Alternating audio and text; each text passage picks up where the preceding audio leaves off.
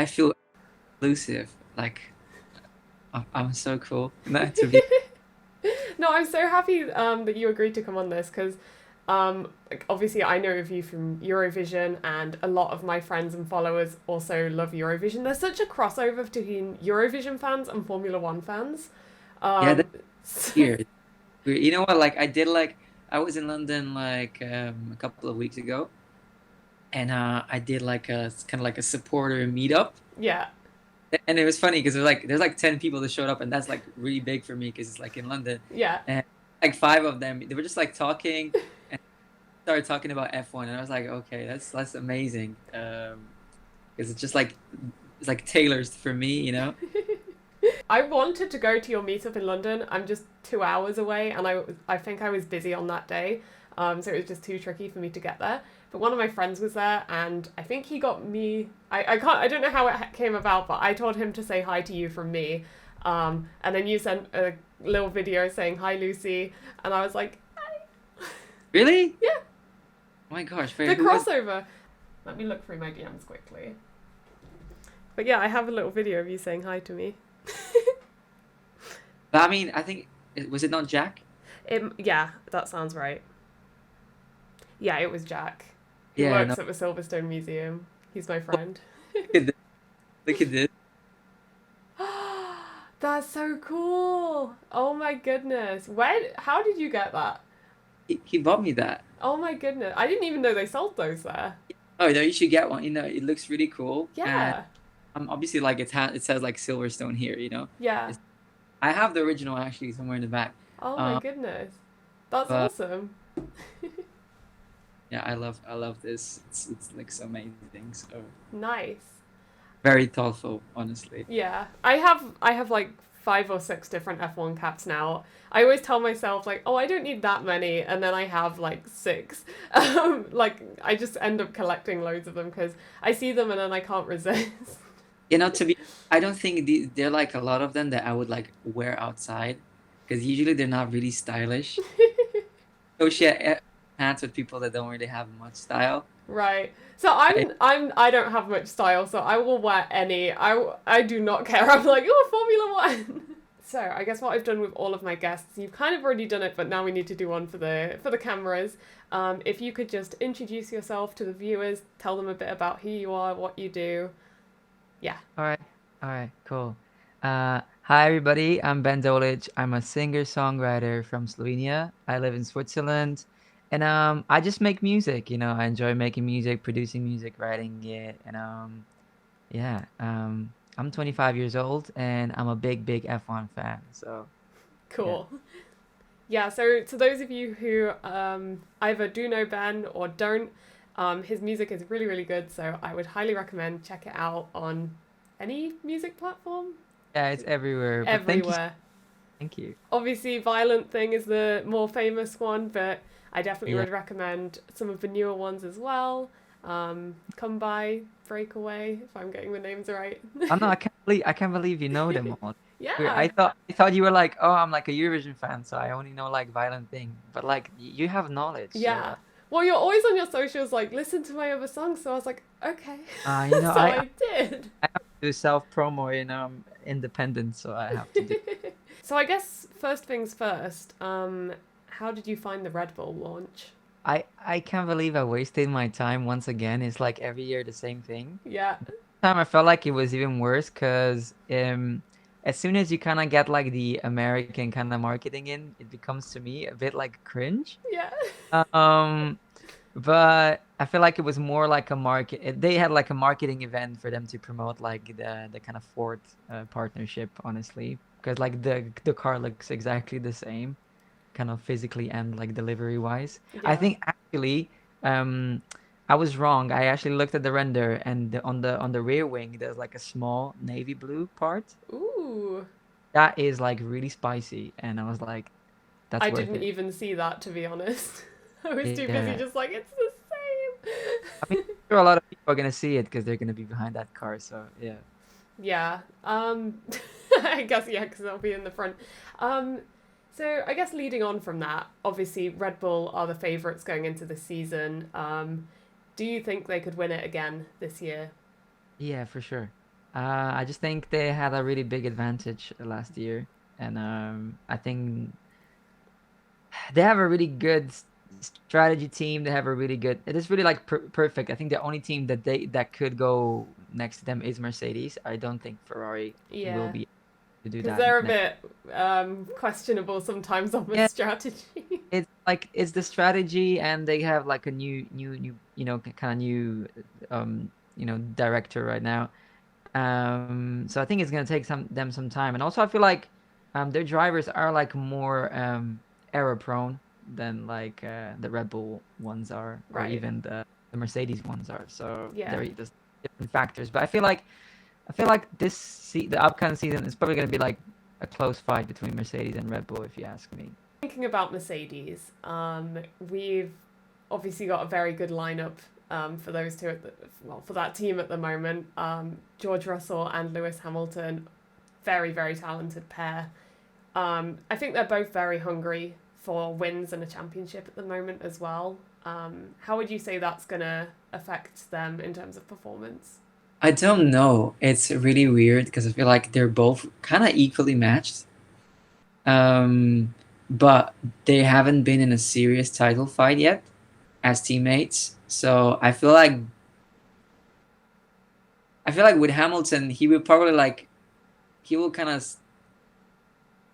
it's gonna be scrappy for sure if it's like a title fight. Yeah, Because they both had a bit of like they have an attitude. It's like a special kind of attitude. They yeah, like um direct, and they want to get the best out of everything, and they will do everything possible to get there. So which yeah, is a good attitude to have, and we saw kind of how that went with Rosberg and Hamilton. So I do expect the same, honestly, even though yeah they're like Brits and it's like age difference ever, but I feel like if it comes to a title fight, it's gonna be like that. I don't know who will win, honestly. yeah. uh, yeah. I mean, that's the excitement of it all. If you kind of put them head to head, obviously they're both very, very talented drivers and they've got that championship Mm. mentality.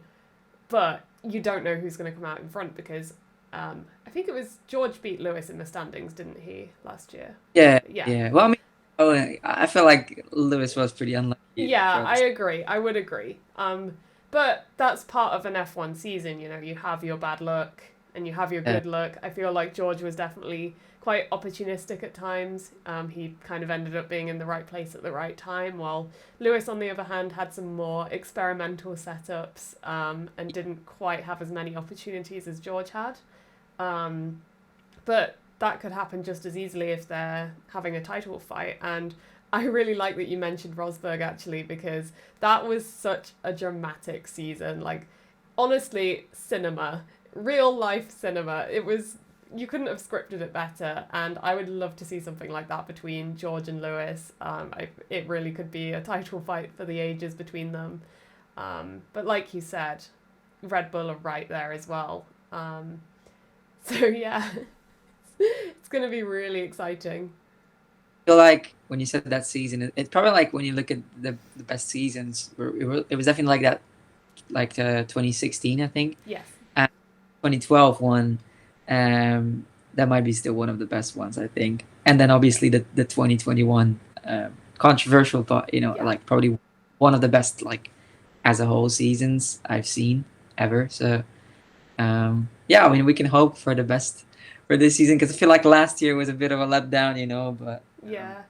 No, I completely agree. I think after 2021, I don't think anything's ever going to top that. Like, for 2022, having to come right after that. I guess I'll ask you the dreaded question.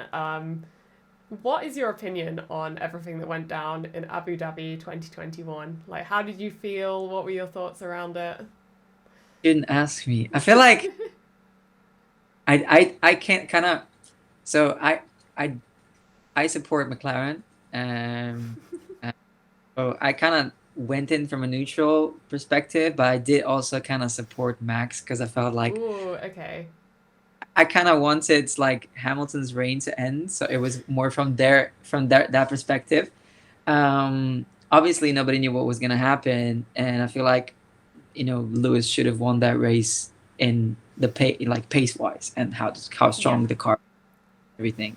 I think Red Bull played everything possible at their will. They threw every type of object that it, like they literally like retired Checo, and they underfueled him so he could like.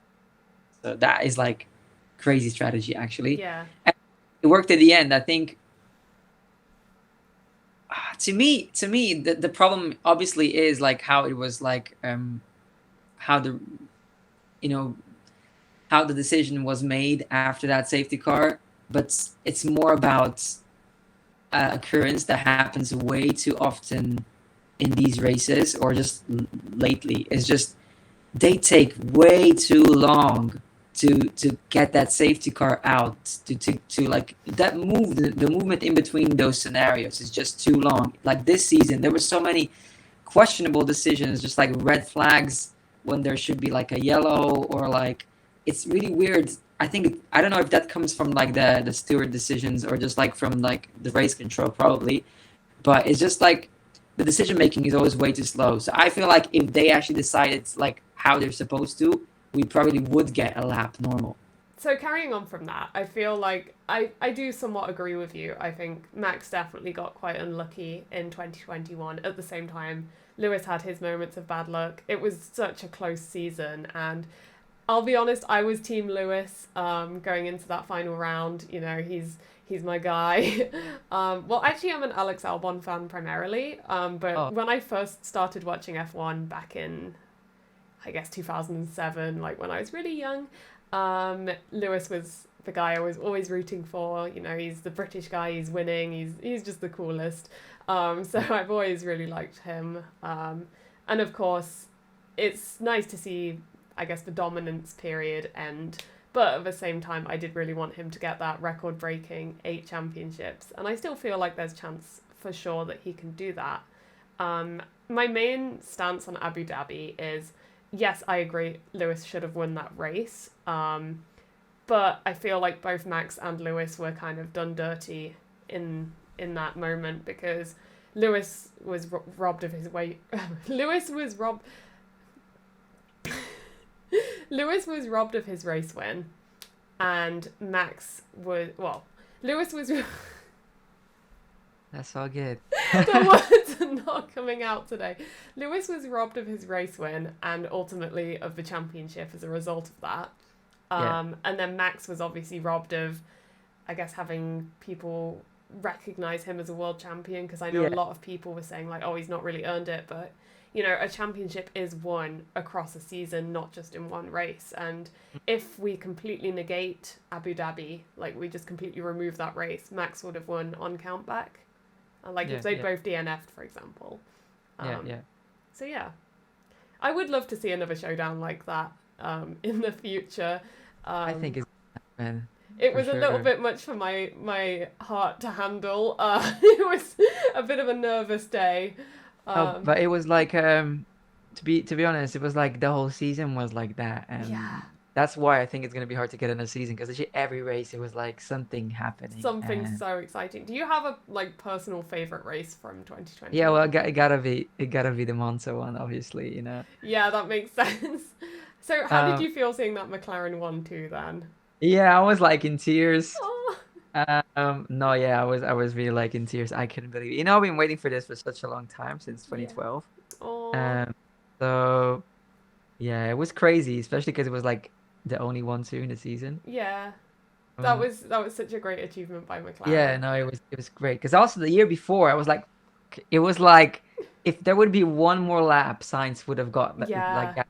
No, and I was like annoyed because it got really close. But I feel like I knew from the beginning when they went to Monza that they had something special, and they showed that. And yeah, it was just really emotional for me, and I really loved it. And then obviously, you know, we don't want to talk about the next race after that, but you know, like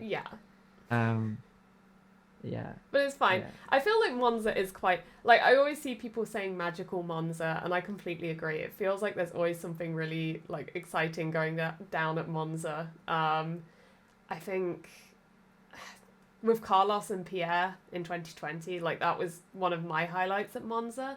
It was actually the race where my mum realised she was a Formula One fan, because I've been trying to get her into it for ages, and I was actually rooting for Gasly on on that day because, you know, after seeing him get dropped by Red Bull, he was kind of the underdog at that point. So I was rooting for Gasly, and I was trying to get my mum's attention. I was like, look, Pierre's getting hunted down by Carlos. I hope Carlos doesn't get past him. And then my mum was like, no, go Carlos. And I was like, whose side are you on?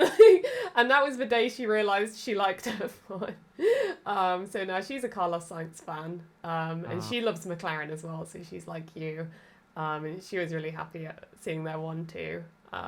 So that's really nice. That was a great race. What is it that like attracted you to McLaren? Like, what made you support them as a team? Jensen in general, I guess, when he moved to McLaren, because I kind of like I feel like, so I watched Formula One before with my dad, and he was a big Michael Schumacher fan. Yeah. But I was like really little, you know, when that was going down, and then he kind of retired, and then he kind of stopped watching, and then I kind of forgot about it. But then one day, literally, I just like woke up really early for some reason. And I turned the TV on, and it was like Australia first lap 2009. Ooh, okay. And it was like it was just like the moment wanted me to be there. Yeah. And I watched that, and I never seen like that team, that car, and I was just like, that's nice. It just got me hooked, really, like, because there was some kind of a static emotion in that, and you know, I didn't really see reactions from people when they won like that, and it was just like crazy because these people like. Obviously, it was he's like a new team, and that was really like done probably one time that when like a totally new team won. But yeah, I mean, that's like when I kind of started really watching, and I watched the full season, and then I guess missed like one race in between. Since then. That's so cool though. I saw they're making a documentary with Keanu Reeves about it. I've not been following this actually. Yeah, so I think the previous season, I think like Keanu Reeves was there. I don't know. Do you know Keanu Reeves? I saw that he was in, I think, the Ferrari garage at one point. Yeah, so he was there in Silverstone. I think they were there because they were filming things. Right. For this documentary about Brawn. So that's so cool. I think it's coming out on Disney. I hope soon though, because I'd like to see that. I guess my memories with Brawn, I was still very young at the time, so I'm 20 now, so you will have been about 5 years older than me when all this happened. So how old was I? I think I was about 4 or 5 in 2009, or was I? No, 6 or 7, I think. Someone else do the maths on that. But I remember I was actually at school, and I had this teacher, and she came over to me in the playground, and I was with all my friends, and she comes over and she's like, Lucy, there's this new team entering Formula One, they're called Brawn. And I was like, ooh, like this was exciting news, and me and her just start going off about Formula One, and I remember like all my friends who I was with were just like, what are these two on about?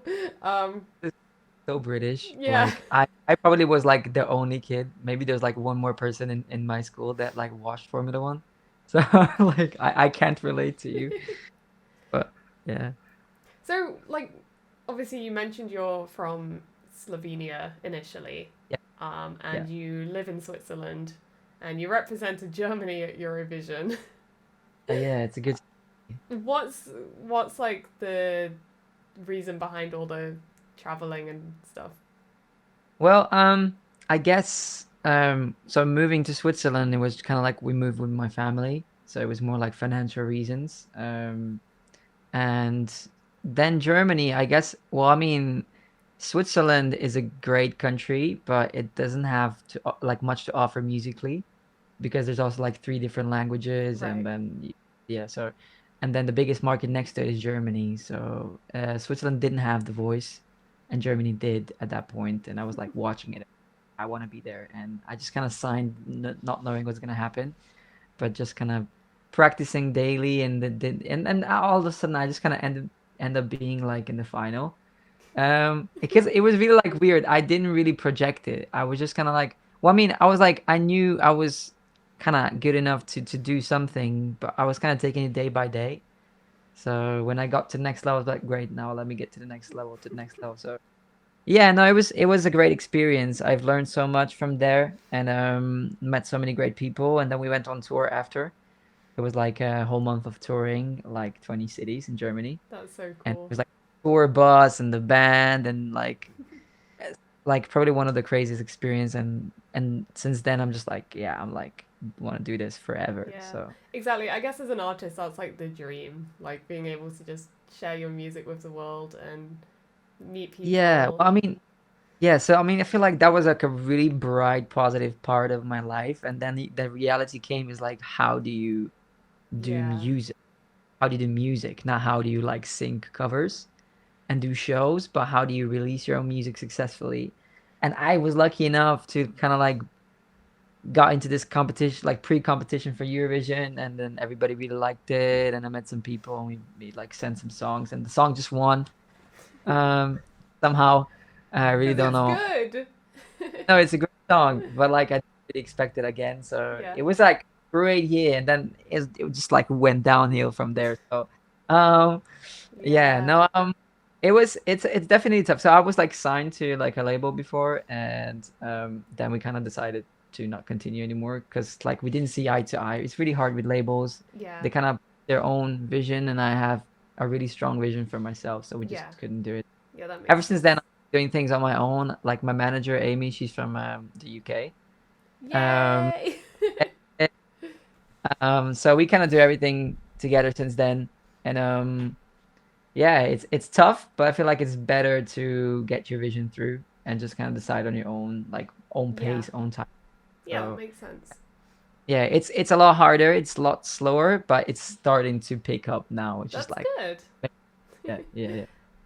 I guess it's kind of similar because it's one of those things. There's no rule book on how to get your music out there, and I kind of have the same. I'm a content creator. I'm not very big at the moment, but I'm trying my best to get my name out there and share my F1 love with the world. And it's tricky because sometimes, people don't necessarily have the same vision that you do, and you want to stay true to yourself while also coming up with things that other people are going to enjoy as well. Yeah, So it's definitely tricky, and I can definitely relate to you on that aspect of it. Yeah, Content creation, and I feel like artists and content creation right now, just like music, it's become like one thing, yeah, which to you kind of have to get used to it. And I feel like in this age, musicians became content creators, pretty much, yeah, which is kind of sad, but that's how it is, and that's where the world is, and you have to do it to be able to even survive. So yeah. yeah, so I'm like doing TikTok lives and like post. I will for sure try and drop into some. I've seen some of your videos on TikTok. You seem to do a pretty good job with them. Um, It's really working. Yeah, I don't really know. I didn't crack TikTok yet. I cracked Twitter. Like yeah, Twitter's good. Like let me it's have been a good. look. Yeah, I've only been on TikTok for a few months. I was actually at a Formula E event in London with Girls on Track, and I had a careers meeting, and the woman basically told me you have to get on TikTok, and I was like, okay. So I did, and I've actually managed to get 6,500 followers since the end of last year. So I'm really really happy with that. Um, it's tricky because you have to just constantly do the stupidest things. um, So I mean, I feel like for you can do like I think for you it's gonna be a bit easier to grow because it's like you do like really niche things. yeah, It's like Formula One, yeah. so So then like it's like all direct. the Formula One fans are going to be attracted to that. Yeah, right. So it's like that, and I'm like I just have to do like different things and just see what works, and then Yeah, it's like spread, and then you don't really know what works. So yeah, yeah. but I feel like you probably will grow a lot I hope more. so. You will. I know I'm working really hard, and I hope I get like something out of that.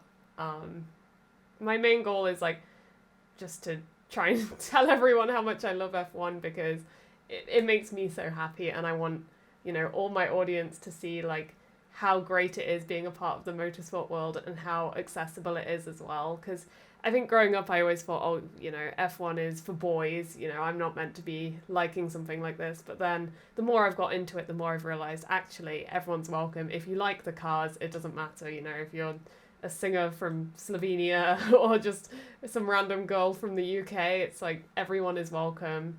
And that's one of my favourite things, really. You know. So Yeah. so what do you think then about like women in motorsport? Um, we switched the roles here. Now I'm getting quizzed. Yeah, I think there are so many like talented women in motorsport, and I think it's just a matter of time until we see more and more. Because it's a whole thing of representation. If you can see it, you can be it. Mm. And we're seeing more female drivers coming through, like more prominently. We've got um, W Series obviously is not in a great spot right now, but we've got lots of great drivers that we've been introduced to through that.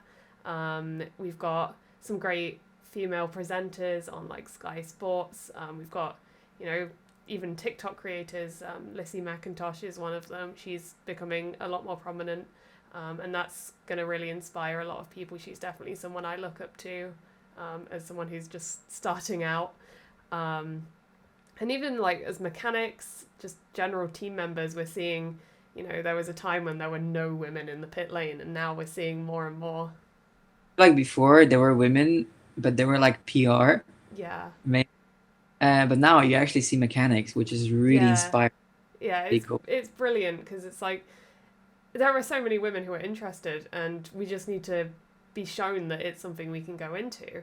Because when I was younger, I didn't even consider it as an option because I just never saw anyone like me in that sort of role. I just thought, oh, well, that's not what I can do. But I think now, like young girls growing up, they're going to see, female mechanics on their TV screens, and they're going to think, oh, I could do that. And then they might have more of an interest in like mechanical engineering or something. So yeah, it's really good to have more representation. I'm really happy with the way things are going. Obviously, still a long way to go, but yeah, really happy so far. So Drive to Survive, let's talk about that actually. First things first, Yeah, have you watched it? of course. Okay, good. Um, yeah, no, I really love I love Drive to Survive, like probably in the first two seasons, and I don't know what happened then. It would like It kind um of... it has to reinvent. I feel like they're right. It has to reinvent itself to kind of show a bit more of, I don't even know like how to say that, like a bit more of a recap, a bit better, because it's like I don't like the jumping here and there and the showing the same event three Yeah. times. So it needs to be more Uh, like chronological. yes, I think that would be cool, but I think that was really hard to do because I think COVID, and then they had to have like a team Yeah. like in a certain place. I think they have to try something new, most definitely, to make it make sense more. Yeah. 'Cause I agree. Um, Season one, especially, is the standout for me. I feel like yeah, every season has got progressively worse. yeah, Which it's a bit of a shame because Drive to Survive for me is a great tool to introduce more people to F1. It's how I got my mum into it, as I mentioned earlier. My boyfriend, like all sorts of mm, people. When I meet someone, I'm like, oh, you should watch Drive to Survive. It's a really great like for starting sure. point. And then from there, you should watch my content, and I'll explain even more what's going on in the crazy world of Formula One. So it's a really great way to introduce people who might be a bit, because it's a bit of a niche sport still, even though like you said it's grown a lot, but people don't always get it straight away. It's not like football where it's like, oh, you kick the ball, or it's like tennis where you just hit the Well, ball over the net. it's pretty complicated. Yeah, it's like, how do So you explain all of that and why it matters to yeah, someone and who doesn't get it? it's if it, the thing is like that, that they say like, oh, it's just like people driving around in circles, right? But it's like if you know all of these rules and all these things, then that makes it exciting because Yeah, you know and the so much stories detail there. behind each person as Yeah, well. yeah, Like, yeah, for sure. yeah, Yeah, and that's the good thing about Drive to Survive, to yeah, tell those stories, and that's absolutely. keeps the interest of it. So Yeah, if they find a way, which I doubt, I don't know, because it's Netflix. I really doubt Netflix. Netflix has made some really yeah, weird decisions on some shows. So I hope so. Honestly, I do, mm, because it has so much potential. So yeah, definitely. but there's like that Lewis Hamilton Formula One movie that's coming. I don't know if you know that. No, You don't I know? haven't been Oh my keeping God. track So of these so things. Lewis Hamilton is producing a Formula One movie Okay. starring Brad Pitt. Is that why Brad Pitt was in the garage? Yeah. Because I've seen him around as well, and with Yeah, Lewis. so Oh so my they, goodness. they're producing a Formula One movie. About what? I don't know. I think it might. I don't think it's gonna be a real event though. The It's life just and probably times of gonna. Sir Lewis Hamilton. No. Yeah, but I was honestly. I don't know if you saw Rush, right? Yeah, I haven't actually seen it. I really need You to. didn't see Rush. I'm not a That is movie person. I don't know if you've been picking up on that that one. is probably like other than Drive to Survive is probably like one of the best ways to get people in F1. It's Right. like obviously it's like old, it's from the 70s, Yeah. but it's like so beautifully put together, and it shows really like the emotion and the rivalry and everything. Yeah. So I'm like, I hope they make a Rush 2 with like Senna and Prost or something. That would be really That hard would- to make, but yeah. that would be like cool. So, No, I agree. I think, but you have to watch it. yeah, I've known about Rush for ages, and I've kind of wanted to watch it. I guess I'll tell you something I haven't told many people because I'm so embarrassed about this. So when I was about 5, I think it was my dad was watching this like Niki Lauda documentary on TV, and they showed his crash in like full, and Yeah. I was 5 years old, and I did not know. I'd never seen anything like that before, so I see this car go up in flames, and I'm completely freaking out. I'm just like, Yeah. oh my god. And ever since then, I've been so, like, traumatized by that clip, and I've been scared to watch Rush just because I don't want to see the crash. I've got used to it now, like, I think I have seen the clip a few more times of him crashing, and especially now that I know, like, kind of what happened after and that he did not die. Because, like, my 5-year-old self, I was like, no, I just see someone die. But yeah. I mean, So yeah, I mean, obviously. Oh, sorry. I've heard good things about it, and everyone always tells me like, "Oh, you should watch it." And then, like, how do you explain as a Formula One fan that you don't like the crashing? Because people always expect, "Oh, Formula One, I watch that for the crashes," and I personally am not one of those people. Obviously, crashes make excitement. It's and part of the fun. Yeah. No, I mean, yeah, it creates suspense, and there's the act of like danger in it, which is like. Yeah. Putting into action and everything. Did you do any like for some reason I was like, oh, there's gonna be some trick F1 questions coming in here. So I don't know if you have any trick questions prepared. What is your favorite ice cream flavor? Okay, so there's this flavor called oh my gosh, I'm trying to think about it right now. In Slovenia we call it Malaga. Okay. So that's the city in Spain. Yeah. But it's just rum. Okay. And you actually have raisins inside. Does it have alcohol in it? So I feel like the raisins have alcohol inside, but it's really like creamy. It's not like vanilla. It's like creamy and has a bit of rum inside. So that is like that slaps. I do like lemon too, but yeah. So for me, it's mint choc chip, which I know some of the viewers are not going to be happy about this one. It's is that one of those 7 days one? How you know 7 days? No. That's like, so if you like that, so this is like it's a chocolate snack. No, not 7 days. So no, it's like something o'clock. I don't know what it was. After eights.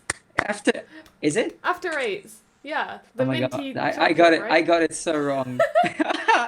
That's so funny. Yeah, but that is like so that's like chocolate and mint together, and I always hated that. I don't know who. It's a criminal that eats that. So I love it. I absolutely love it. I can't believe you. So I love the mint flavor so much. I literally, my username when I'm gaming is Minty.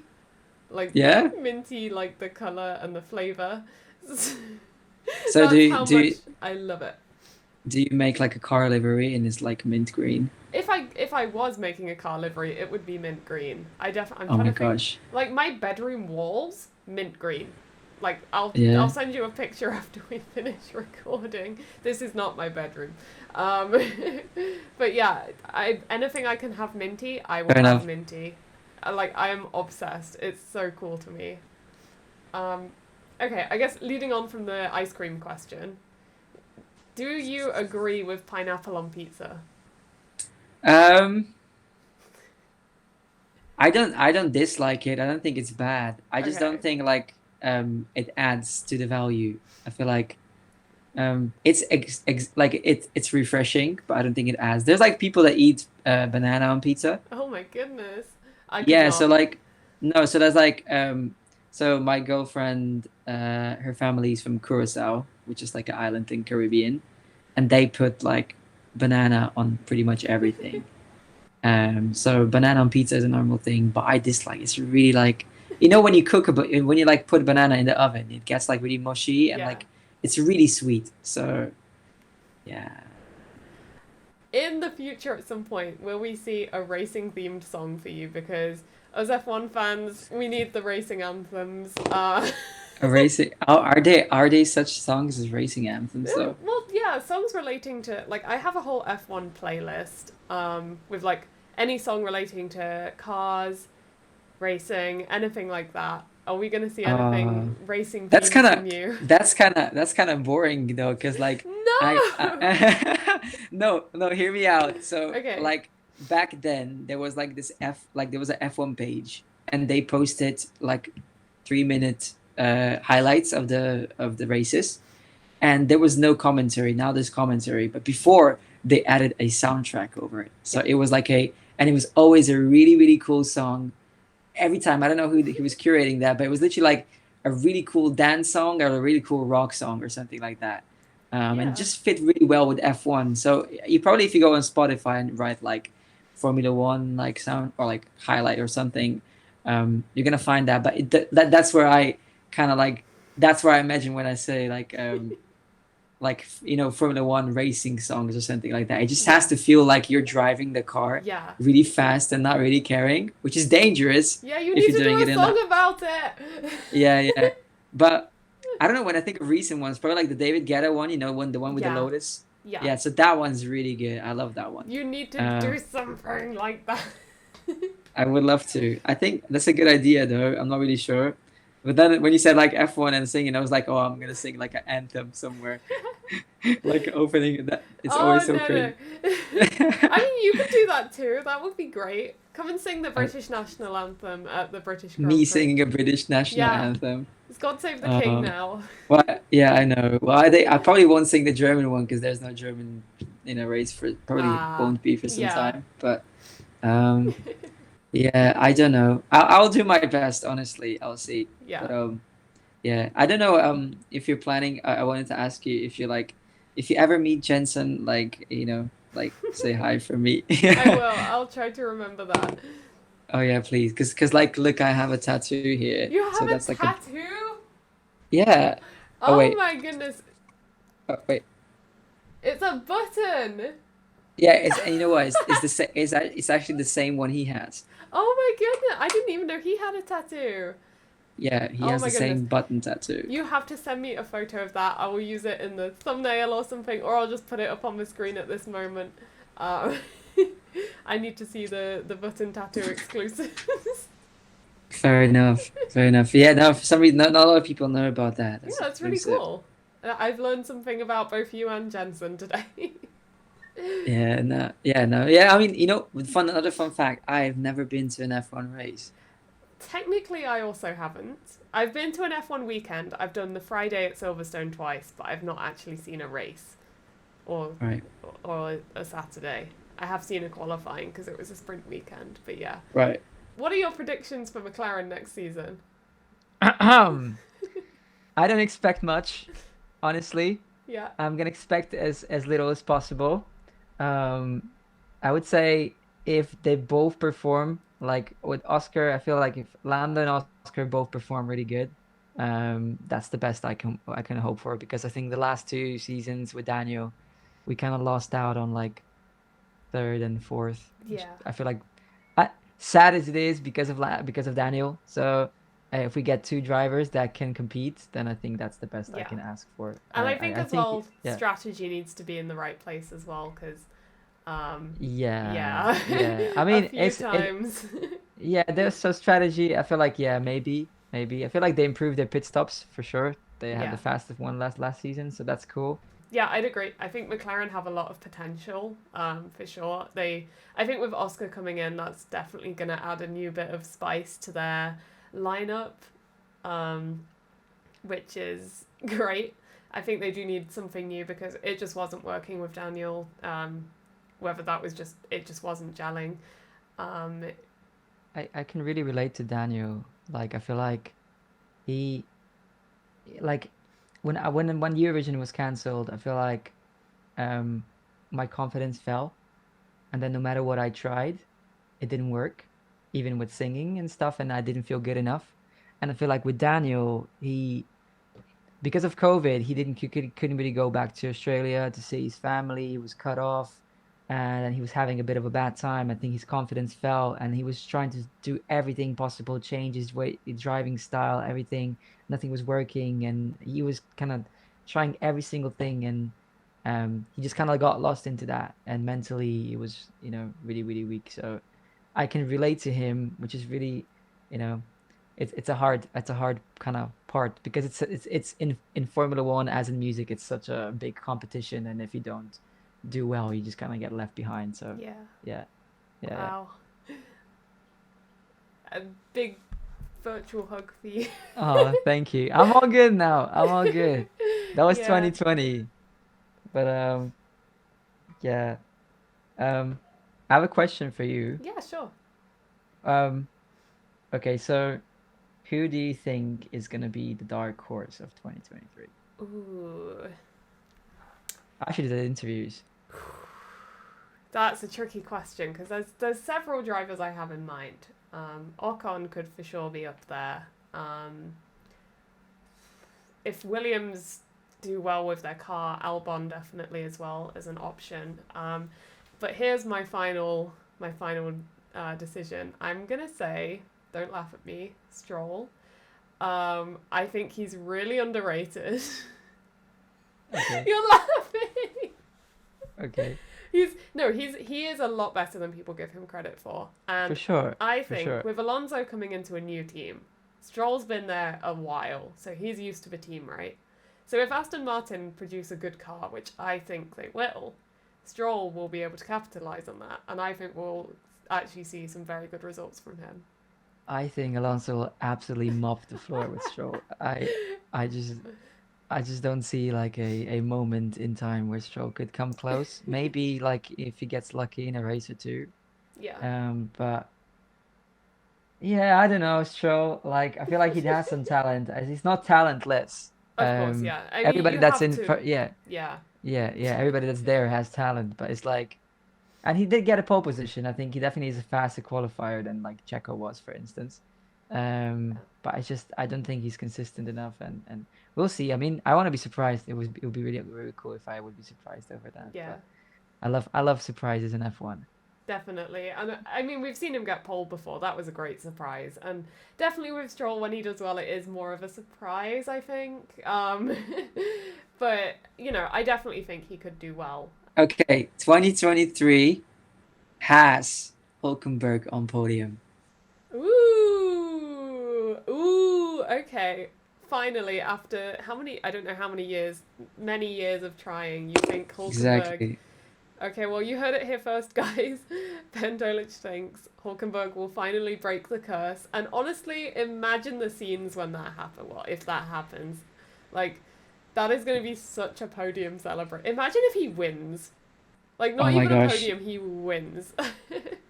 Sure, why not? I mean, we saw K-Mag on pole. So, Yeah, I it's mean, definitely possible. I think it's just a matter of, will Haas be in the right place at the right time?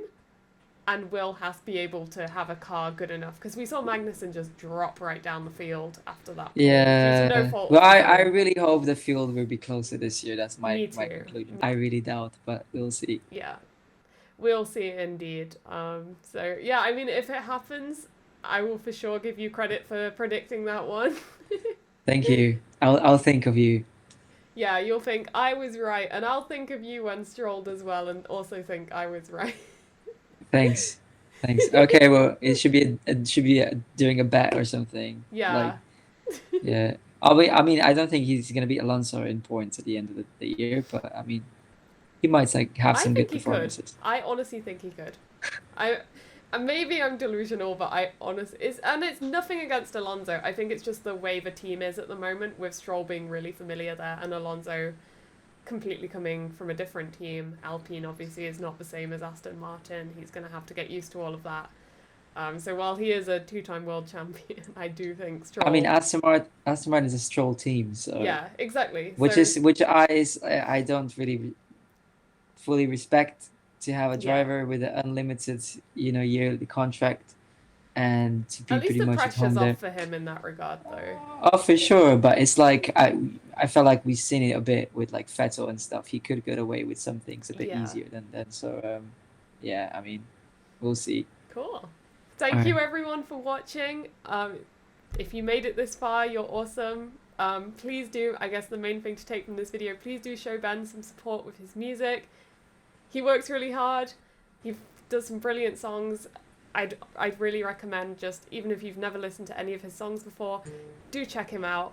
You'll be glad you did. It's one of those things where, when you hear a good song and you're like, oh damn, I'm glad I gave this one a chance. It's kind of like that. So give it a chance. You'll like it.